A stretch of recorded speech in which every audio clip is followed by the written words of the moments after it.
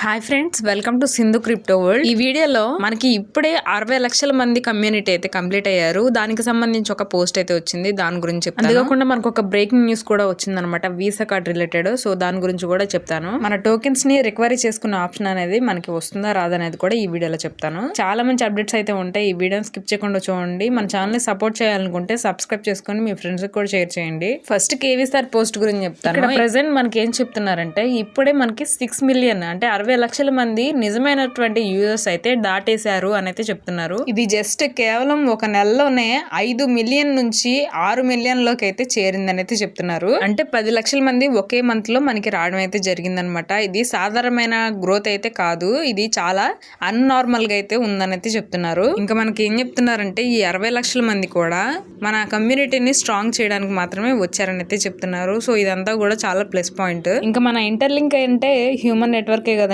Human network అనేది మరింత strong అవడానికి 60 లక్షల మంది చాలా బాగా సహాయపడ్డారని అయితే చెప్తున్నారు. నెక్స్ట్ ఇక్కడ హ్యూమన్ ఫస్ట్ ఇన్ఫ్రాస్ట్రక్చర్ లో పనిచేస్తుందని కాదు, చాలా వేగవంతమైనటువంటి స్కిల్ కూడా అవుతుందని చెప్పేసి మన ఇంటర్లింక్ అనేది ప్రూవ్ చేసిందని అయితే చెప్తున్నారు. ఇక్కడ నిజం చెప్పాలంటే ఇంటర్లింక్ ఇంత త్వరగా అంటే ఒక 10 months లోనే ఇక్కడ 6 మిలియన్ యూజర్స్ ని క్రాస్ అవడం అయితే నార్మల్ విషయం అయితే కాదండి. సో మనకైతే కేవీసార్ అనే యొక్క హ్యాపీనెస్ అయితే ఈ పోస్ట్ ద్వారా తెలియజేస్తున్నారు. ఇంకా అంతేకాకుండా మనకి కొత్తగా న్యూ ఈవెంట్స్ కూడా రాబోతున్నాయని అయితే చెప్తున్నారు. న్యూగా వచ్చే లాంచెస్ కూడా చాలా అవ్వబోతున్నాయని అయితే చెప్తున్నారు. అంటే మనకి త్వరలోనే ఏదో పెద్దగా రాబోతుందని మనకైతే హింట్ అనేది అయితే ఇస్తున్నారు. నెక్స్ట్ ఇంటర్లింక్ లక్ష్యం గురించి అయితే కొన్ని పాయింట్స్ అయితే మాట్లాడారు. మన ఇంటర్లింక్ లో ఒరిజినల్ మనుషులు, నిజమైన మనుషులు గానీ, నిజమైనటువంటి ఐడెంటిటీ కానీ, నిజమైన విలువ అనేది ఉంటుందని అయితే చెప్తున్నారు. ఇవన్నీ కలిసి లివింగ్ నెట్వర్క్ గా ఉండడమే మన ఇంటర్లింక్ అని అయితే చెప్తున్నారు. సో ఇంకా మనకి లాస్ట్ గా ఏం చెప్తున్నారంటే, రెడీగా ఉండండి రానున్నటువంటి అప్డేట్స్ కోసం అని అయితే చెప్తున్నారు. ఇదైతే చాలా మంచి అప్డేట్ అనమాట. మనకి ఇప్పుడే 6 మిలియన్ యూజర్స్ అయితే కంప్లీట్ అయ్యారు కాబట్టి. ఇప్పుడు నెక్స్ట్ పోస్ట్ గురించి అయితే చెప్తానండి. ఈ న్యూస్ లో ఏంటంటే మనకి బ్రేకింగ్ న్యూస్ అని చెప్పేసి హెడ్డింగ్ అనేది ఉంది. నెక్స్ట్ ఏం చెప్తున్నారంటే, ఇక్కడ వీసా కార్డ్ కి సంబంధించి రాబోయే వర్షన్ లో లాంచ్ అవుతుంది అని చెప్పేసి మనకి అఫీషియల్ గానే ప్రకటించారు వీసా కార్డ్ కి సంబంధించి. సో ఇప్పుడు మనం దీన్ని అర్థం ఏంటనేది చూసుకున్నట్లయితే, ఇంటర్లింక్ కేవలం యాప్ అయితే కాదు, టోకెన్ మాత్రమే కాదు, రియల్ వరల్డ్ పేమెంట్స్ కూడా చాలా బాగా యూజ్ అవుతుంది. చాలా రెడీగా అయితే ఉందని అయితే చెప్తున్నారు.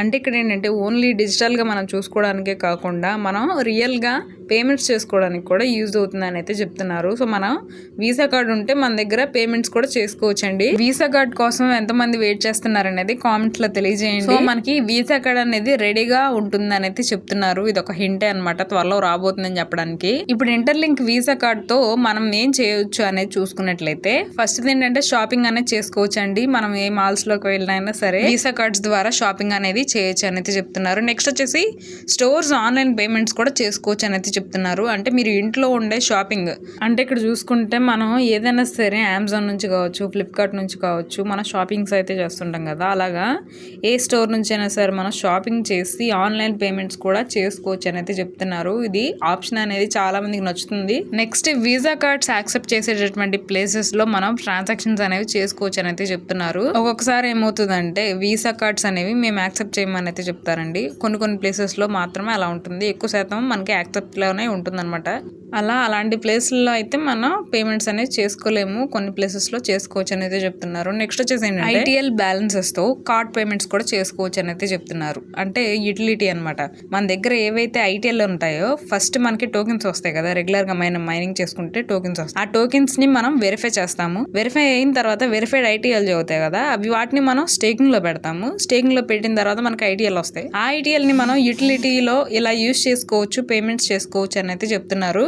నెక్స్ట్ వచ్చేసి ఏంటంటే, మనం వీసా కార్డ్ కి సంబంధించి చూసుకుంటే ఐటీఎల్జీ అంటే మనం మైనింగ్ చేసుకుంటాం కదా రెగ్యులర్ గా, మనం మైనింగ్ అవి ఏవైతే ఐటీఎల్జీ టోకెన్స్ ఉంటాయో వాటిని మనం ఐటీఎల్ గా అయితే వీసా కార్డ్ కనెక్షన్ లాగా అయితే చేసుకొని యూజ్ చేసుకోవాలని అయితే చెప్తున్నారు. అంటే ఈ ప్రాసెస్ అనేది నేను ఆల్రెడీ చెప్పాను. యూటిలిటీలో అంటే షాపింగ్స్ లో మనం యూజ్ చేయాలంటే మన టోకెన్స్ అనేవి వెరిఫై అవ్వాలి. వెరిఫై అయిన తర్వాత మనకి ఐటీఎల్ వస్తుంది. ఆ ఐటీఎల్ ని మనం వీసా కార్డ్స్ ద్వారా మనం యూజ్ చేసుకోవచ్చు. ఇక్కడ లాస్ట్ లో ఏం చెప్తున్నారంటే, వీళ్ళు ఐటీఎల్ అనేది రియల్ వరల్డ్ స్పెండింగ్ కి చాలా బాగా యూజ్ అవుతుందని అయితే చెప్తున్నారు. సో మనకి మెయిన్ వచ్చేసి ఏంటంటే మన ఐటీఎల్జీ అనేది మెయిన్ గా మన దగ్గర ఉండాలన్నమాట. మన టోకెన్సే మనకి లాస్ట్ లో ఐటీఎల్ గా కన్వర్ట్ అవుతాయి, వాటిని మనం యూజ్ చేసుకోవచ్చు అని చెప్పేసి వీళ్ళైతే చెప్తున్నారు. నెక్స్ట్ వచ్చేసి ఏంటంటే visa card is equal to ITL utility అనేది అయితే చెప్తున్నారు. సో ఓవరాల్ గా మనకి ఏం చెప్తున్నారంటే ఐటీఎల్ అనేది ఖర్చు చేసేటటువంటి టోకెన్ అని చెప్పేసి మనకైతే చెప్తున్నారు. దానికి వీసా కార్డ్ మాత్రమే ప్రూఫ్ గా మనం చూపించగలం. దీన్ని బట్టి మనకి ఏం అర్థం అవుతుందంటేనండి, ఫ్యూచర్ లో మనకి వీసా కార్డ్ అనేది వస్తుంది అనమాట. ఫ్యూచర్ అంటే ఎక్కడికో వెళ్ళొద్దు,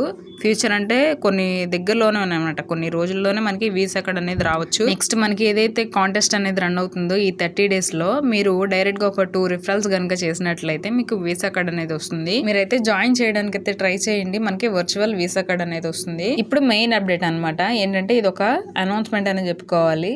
ఏంటంటే ఈ నెలలోనే మనకి అంటే ఫిబ్రవరి మంత్ లో ఐటీఎల్జీ రికవరీ మెకానిజం అనేది అప్డేట్ అవ్వబోతుంది, అప్డేట్ రాబోతుంది అని అయితే చెప్తున్నారు. సో మన ఐటీఎల్జీ అనేది రికవరీ అవ్వడానికి అయితే రెడీగా అయితే ఉంటుందని అయితే చెప్తున్నారు.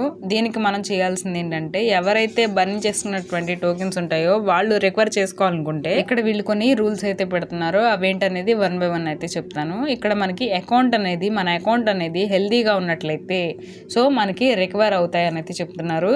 దీని అర్థం ఏంటంటే మీ అకౌంట్ అనేది ఎంత హెల్దీగా ఉందో అంటే రెగ్యులర్ యాక్టివిటీ మైనింగ్ సెషన్స్ కావచ్చు, అంటే మనం 6 సెషన్స్ చేసామనుకోండి సూపర్ హెల్దీగా ఉన్నట్టు మన అకౌంట్. అది కూడా 1 రోజు 2 రోజులు చేసి కాదు, రెగ్యులర్ గా అయితే చేస్తూ ఉండాలి. కన్సిస్టెన్సీ అనేది ఫాలో అవ్వాలండి. డైలీ స్ట్రీక్ అనేది ఉండాలని అయితే చెప్తున్నారు. మన బిహేవియర్ కూడా పాజిటివ్ గా ఉండాలని అయితే చెప్తున్నారు. సో స్పష్టంగా చెప్పాలంటే మనకి ఇక్కడ అన్ని విధాలుగా కూడా వెల్ అండ్ గుడ్ గా అయితే ఉండాలని అయితే చెప్తున్నారు. అప్పుడు మనకి ఐటీఎల్జీ అనేది రికవర్ అయ్యే ఛాన్సెస్ ఎక్కువగా అయితే ఉంటాయని అయితే చెప్తున్నారు అనమాట. సో తర్వాత వచ్చేటటువంటి అప్డేట్ ఏంటంటే తదుపరి నెలలో అంటే నెక్స్ట్ మంత్ లో వచ్చేసి వర్షన్ 5.0 రిలీజ్ అవుతుందని అయితే చెప్తున్నారు. అంటే ఇక్కడ ఏంటంటే దీనికి సంబంధించి తదుపరి నెలలో అంటే నెక్స్ట్ మంత్ లో మనకి వెరిఫికేషన్ అనేది చాలా దగ్గరగా అయితే ఉంటుందని అయితే చెప్తున్నారు. అంటే వెరిఫికేషన్ జరిగిపోతుంది నెక్స్ట్ మంత్ లో.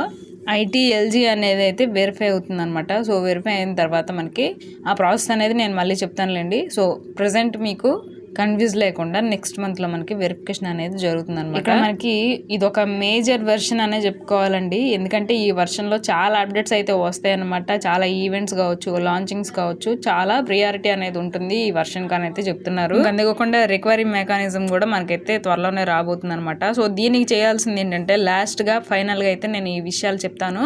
రెగ్యులర్గా మైనింగ్ చేస్తూ ఉండాలి, మనమైతే మిస్ అవ్వకుండా ఉండాలి, లేదా మన స్ట్రీక్ అనేది ఎప్పటికప్పుడు కూడా రీసెట్ అయిపోతుంది అని అయితే చెప్తున్నారు.